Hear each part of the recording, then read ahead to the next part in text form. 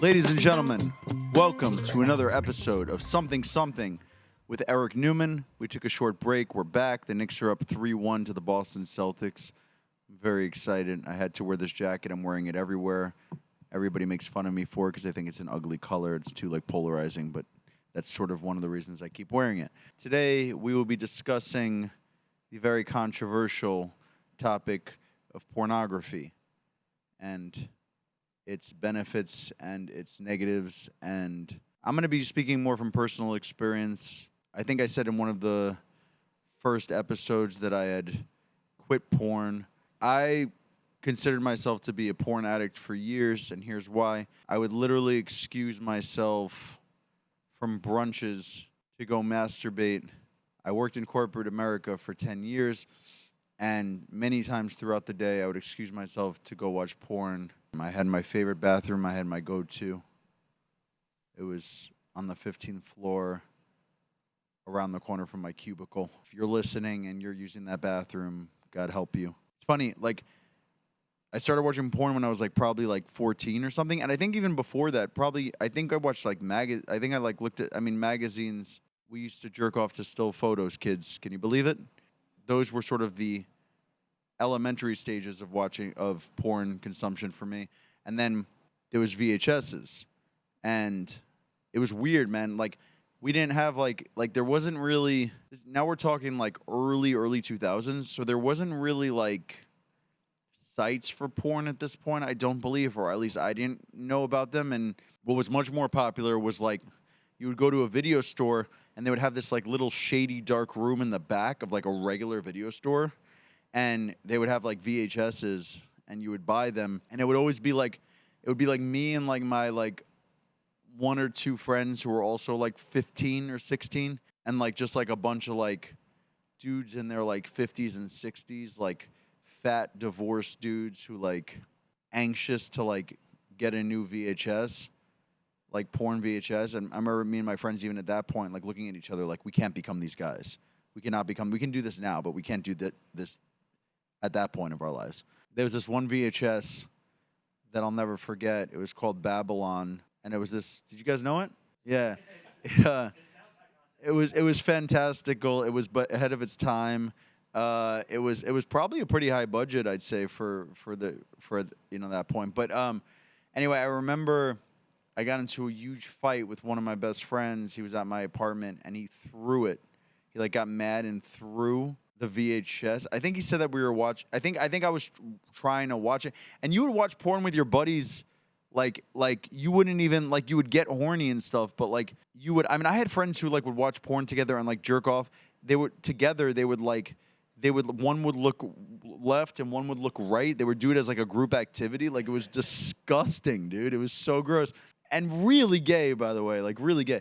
But me and my buddy got into a fight, and I think he said that I was watching it too much or something, and then he threw it and he broke it. I remember it kind of shattered, and all the tape, the VHS tape, came out, and I brought it, dude. I was devastated. I brought it to one of the electronics stores to try to fix it, the repair shops, and they told me there was nothing they could do, and it was I remember it being a day of mourning, legitimately, and I went back and I broke off the friendship with my friend because I was nobody who our values didn't align. I would never do that to a friend.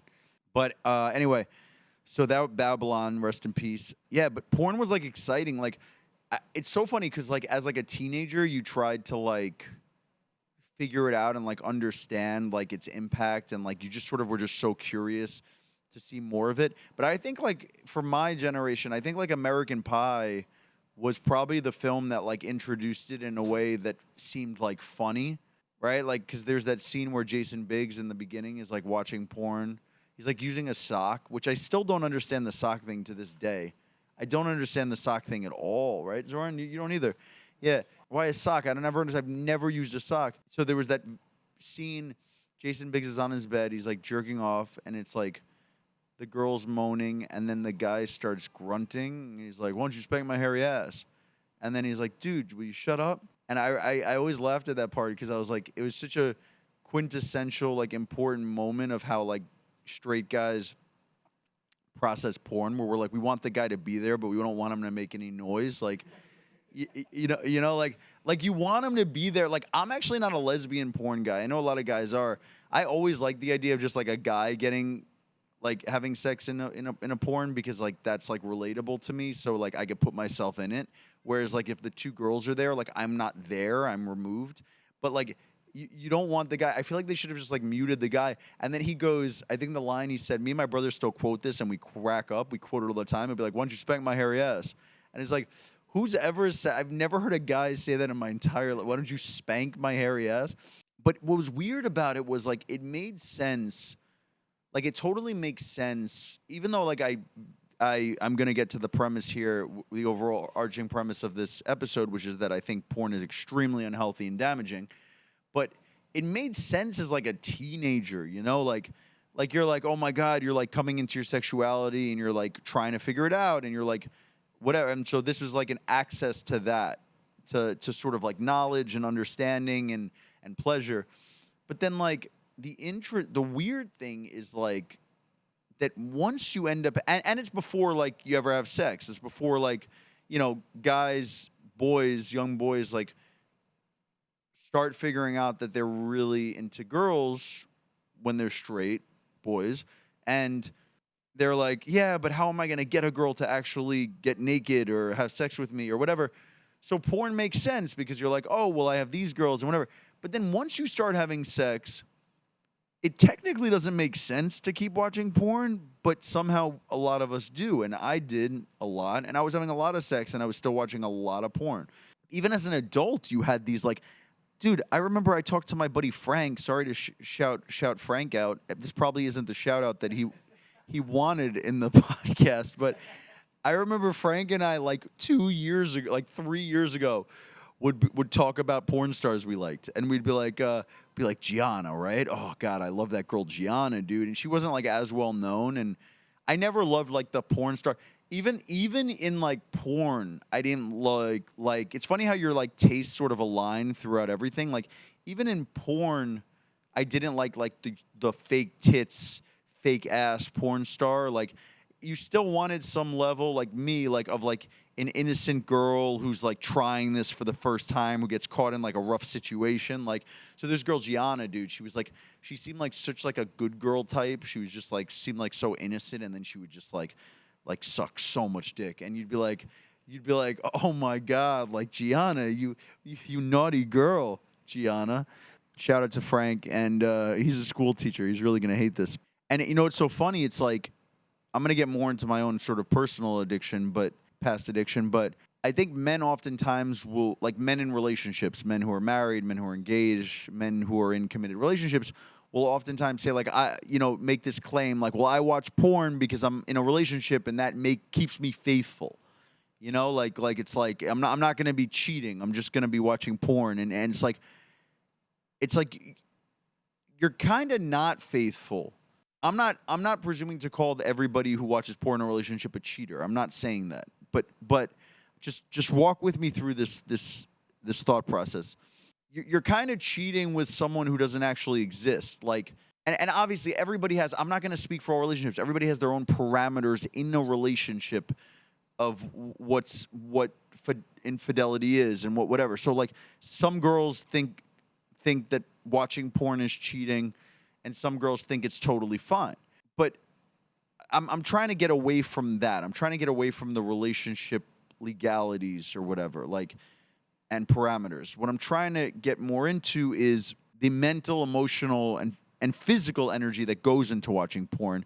Because porn isn't only for coming. Like, no matter what anybody says, it's not. It's for the emotional experience leading up to it. Like, you get excited, man. Like I remember I'd be out doing something, and I'd have this moment where I'd like fantasize about going home because I pictured exactly where my laptop was in my apartment, and I went home, and it was this experience. And sometimes I would even know which video I would want to watch. Like I was like, oh, like fuck, I'm gonna go home and watch, whatever video, Gianna in as a cheerleader in a college town. Like you'd get excited. Like there would be an emotional reaction to watching it.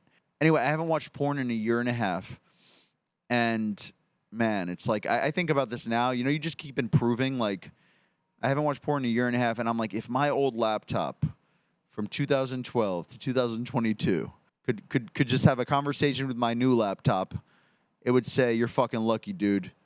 That guy put me through pain and hardship and every virus known to man, and I mistreated. You know, I want to put a public apology out there to my laptop for 10 years that just had to endure the worst of me.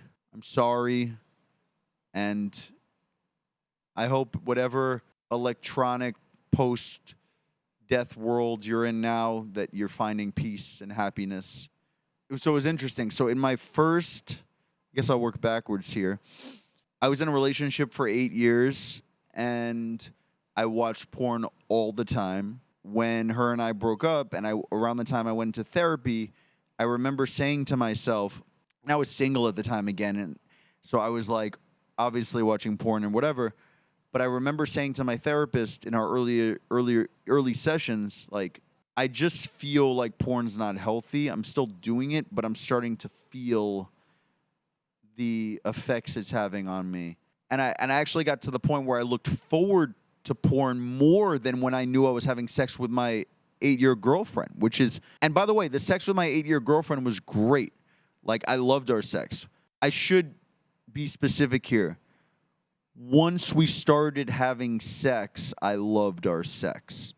The anticipation of the sex stopped being as exciting. And I think that's the hardest part, where when you're first in a relationship or first dating somebody or first involved, oftentimes the anticipation of having sex with that person as a man is so strong. Oh my God, I'm going to see her on Tuesday. Oh my God, I'm thinking about it. And you're talking about it, and you're talking to your buddies about it. And like, if you're like me, I'm a big sexter. You're sexting with her about it, and you're visualizing what it will be like. And that occupies a lot of your mental and emotional energy. And then eventually, you know, as you stay in a relationship for a really long time and you have sex many, many, many, many, many times over the course of a long period, the sex itself may still be great, as it was with my ex and I, but you stop having that like huge excitement leading up to the time you know you're going to have sex. So like the day before you meet up with your girlfriend, the first 6 months of a relationship, it's all consuming. Oh my God, I'm going to fuck her tomorrow, blah, blah, blah. How's it going to happen? How's it going to happen? We're going to go to a movie, or we're going to go to dinner, and then we're going to go back to her place. And then like 4 years down the line, the act itself is still very fulfilling and rewarding, but the day before you know you're about to see her, you're just not having that same reaction, emotional response, and that starts getting sad, and that starts getting depressing. And so a lot of times, like what I did, you start trying to get that feeling elsewhere. And a lot of times people do that with porn, right? Like, you're like, okay, because it's always going to be new. Porn will always be new. There'll always be a new video. There'll always be a new situation. It's like you could spend the rest of your life watching porn and not get through it all. Like, and so that's very enticing and exciting on a you know, or at least, you know, feels that way. Dude, I remember this one time, my ex and I, we went on like a mini like weekend getaway. It was like one of our first. I think we may have had sex like 14 times throughout the weekend.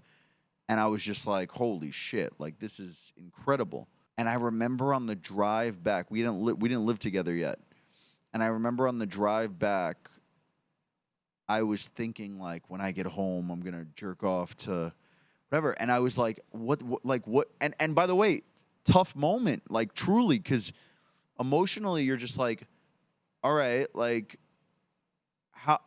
when is it going to be enough? Like I just had sex all weekend with this woman I love, and now I'm like anticipating like the excitement of some like video, like getting home, being alone, and like I felt damaged. Like I love porn. Like I would send myself porn links. I made like a best of series. Just would get nostalgic about videos. You'd almost like, you'd like remember where you were when you discovered a video. Like, that's fucking crazy, dude. I'd be like, oh my God, this nanny video was around the time I graduated college, right? You start correlating things together, right?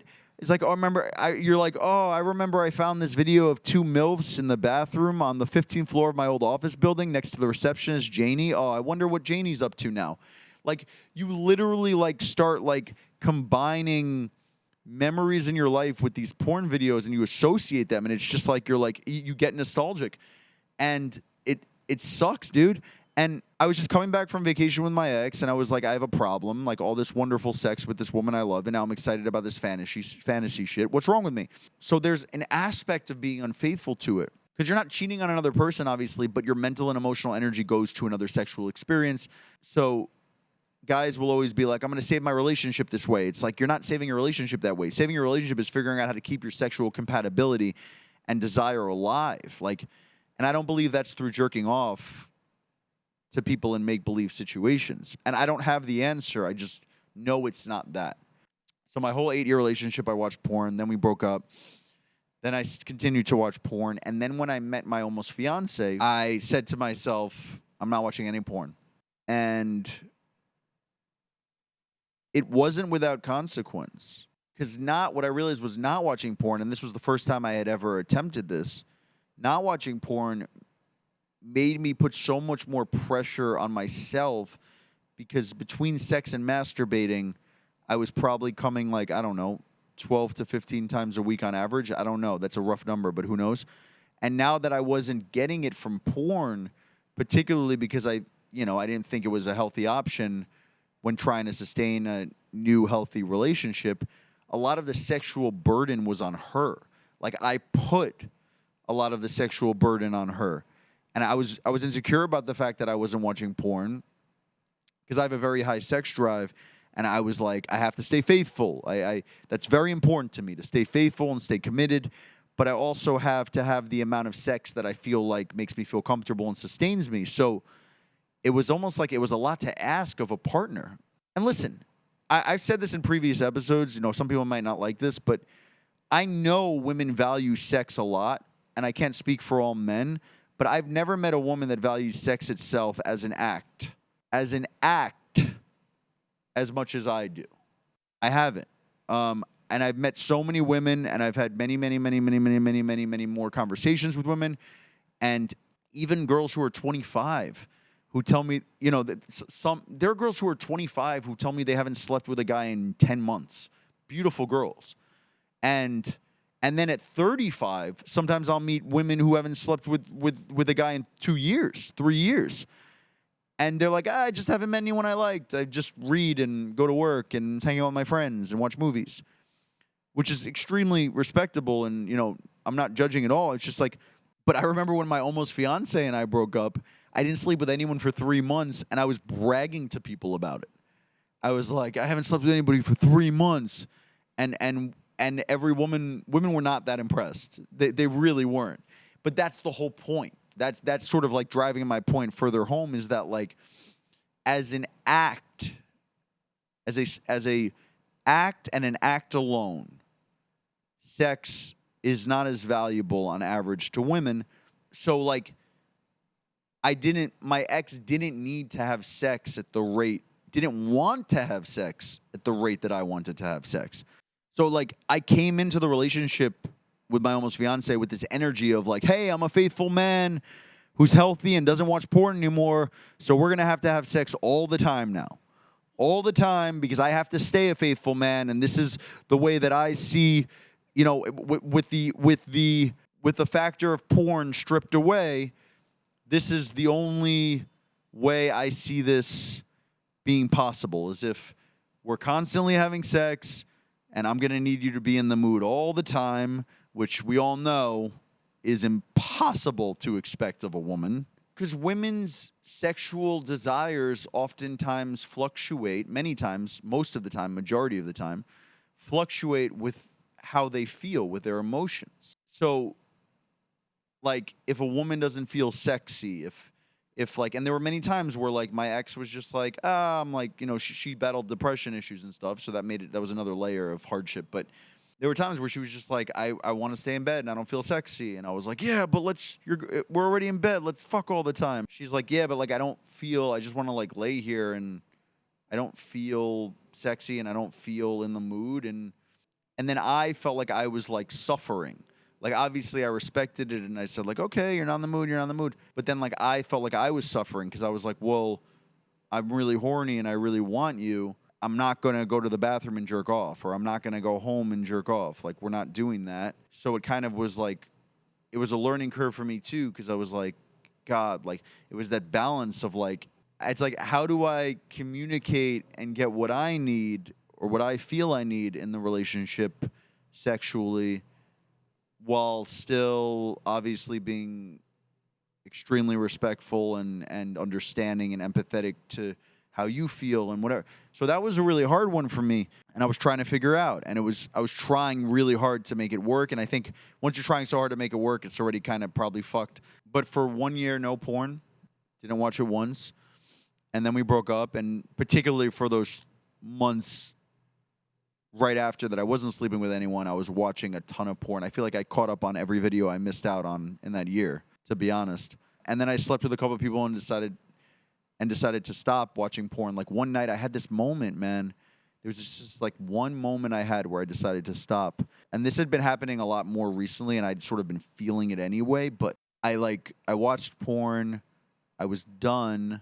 And there's always some level of feeling bad after you're done masturbating to porn, right? Like, you feel shame for doing it. You feel a little pathetic that you're watching other people have sex instead of doing it yourself. There's always some level of that particularly seems to like hit you when you're finished.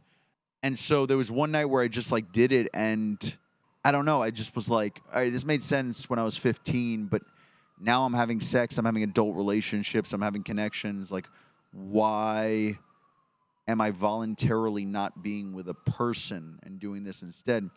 And I think the healthier you become, the more the post-porn affects you negatively. I think the more healthy you become as a person, the more porn just doesn't fit in with your life anymore. And I handled my breakup pretty healthy otherwise. Like, I took long walks, I worked out, I read a lot of books, I did a lot of writing, I did a lot of stand-up. And porn was the only thing that didn't quite match up or wasn't quite aligned with all of those other things. And so one night after I was watching, I felt awful and disgusted, and I started thinking about the women in porn. Like, all of a sudden, like, it kind of felt that thing, like, whenever you meet, like, a vegetarian, they're like, I saw these videos of animal cruelty, and I was like, I can't ever eat a cow again. It kind of felt like that, man, like, where I was like, I felt bad because, listen, a lot of women are going to push back on this, but you know what? We're going for it. I don't believe in the whole positive sex worker thing. I don't. I'm sorry. I'm sorry if that hurts anybody's feelings. I really am. My intention is to never hurt anybody's feelings, but I don't. I don't believe it to be a positive, healthy line of work. I suppose the positives that you can take away from it, and this is sort of what's being expressed a lot, is that sex itself at a base level can be a very healthy act. There's a lot of mental and emotional benefits to sex that have been proven. And sex workers and people who are involved in sex work could say they're making money, and it's leading, to them, having a lavish lifestyle, and at the very least having a home and food and children to take care of. So, like, yes, of course, that level of somebody making an income, that aspect of someone making a salary and being able to survive and have a lifestyle they enjoy. Obviously, those are positive things, but I feel sorry for anyone who feels like that's what they have to do. I do. I don't see it as empowering, and men are gross for it also. This isn't targeted specifically to women. I think the reason why maybe I'm a little harder on women about it is because I think that, as I've discussed and said in this episode and previous episodes, like, the act of sex itself, I think, is much less meaningful to a woman on average than it is to a man. So I think the idea of women deciding to, get into sex work and do something that I feel probably makes them feel emptier deep down on the average basis than it would a man. Men are gross for it also, but at least like men, at least I do believe that men on average like value, although probably equally unhealthy emotionally and mentally, at least have place a higher value on on the act of sex, like random sex from wherever. So at least there's that. Like the men in porn are taking these unhealthy sexual urges that they'd otherwise spend watching porn or jerking off and making money out of it. And I'm not supportive of that. It's extremely damaging too. But as a guy, I always have like a softer spot for women naturally, and I can't be supportive of sex work. And so from my mental standpoint, these women are choosing a career for whatever reason that makes me feel sorry for them. You could say, oh yeah, they're making millions of dollars a year. Like, again, like maybe personally, I just don't value money the way some other people value money. I believe in a lifestyle that I feel proud of, and I've done a lot of things I'm not proud of also, as evidence of everything I've said in the last 45 minutes. But it's impossible for me to not put myself in a position of like being this girl's dad or this girl's like older brother. It just hit me and it made me feel sad, and I didn't want to watch anymore. And even though women have technically agreed or even initiated careers in sex work like this, I just didn't want to be a part of it. So I stopped, and I haven't watched porn in a year and a half. And the funny thing is, here's like the craziest part about it. I didn't think I would ever have the will or ability to stop, or wasn't sure I did. But I think the more surprising aspect of having not watched for a year and a half is that I don't want to. Like, there's no part of me really that I can identify that sees my laptop on the nightstand when I'm home alone and like wants to do it. It just feels like it's not even like an option for me anymore, because I've seen how it makes me feel. And I'm on my laptop all the time. I'm a stand-up comedian. I write. I'm home during the day. I don't get the desire. And look, it's a long life. Like, can I sit here and definitively say I'll never watch porn again in my entire life? Like, I can't say that for sure, but I'd like to think I won't, because I see it as very damaging to the people watching, to the people doing it. I just don't think it's damaging. I think, and now don't get me wrong, I'm probably an infinitely better lover because of all the years I watched it.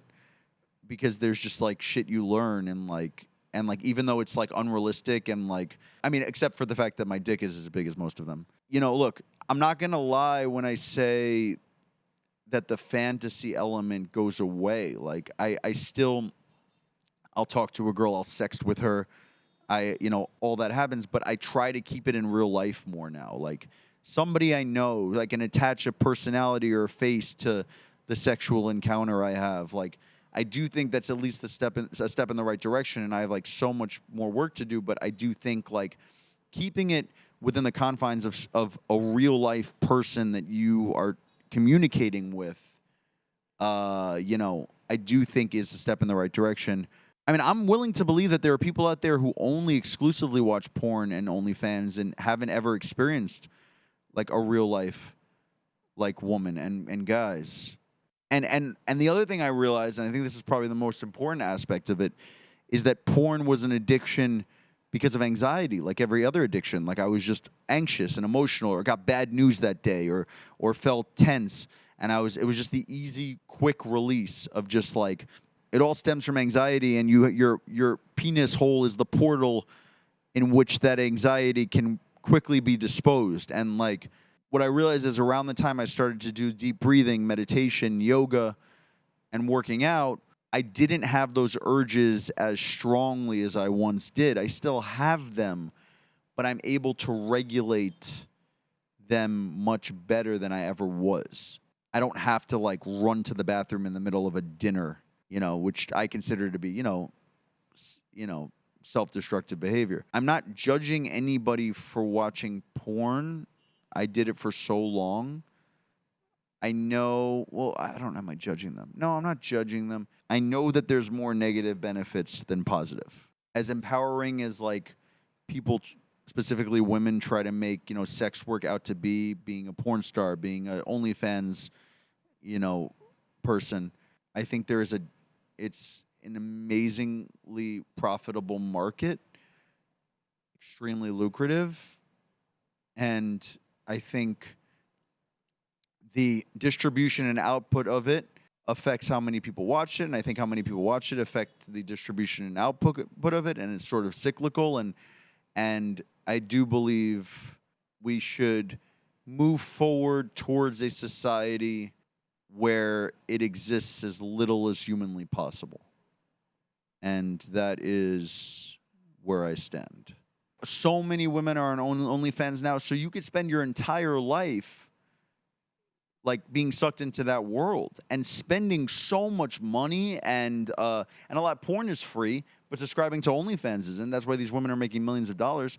So it's like, it's almost hit like a new level of intimacy that you feel with the the person you're following, the person whose page you're subscribing to. Like, you can live an entire life doing that, and you can have that excitement all the time, that the instant gratification and the validation of, or it's fake, but you feel like this person, and that they're talking to you, and that they're stripping for you, and that they're getting naked for you, and so I guess my only advice to guys out there who are like my age, who now don't have to go to video stores, weird, shady, backroom video stores to buy VHSs or porn magazines, teenagers who literally have access to porn all the time throughout the world in every conceivable way, my advice would be to just never get into it.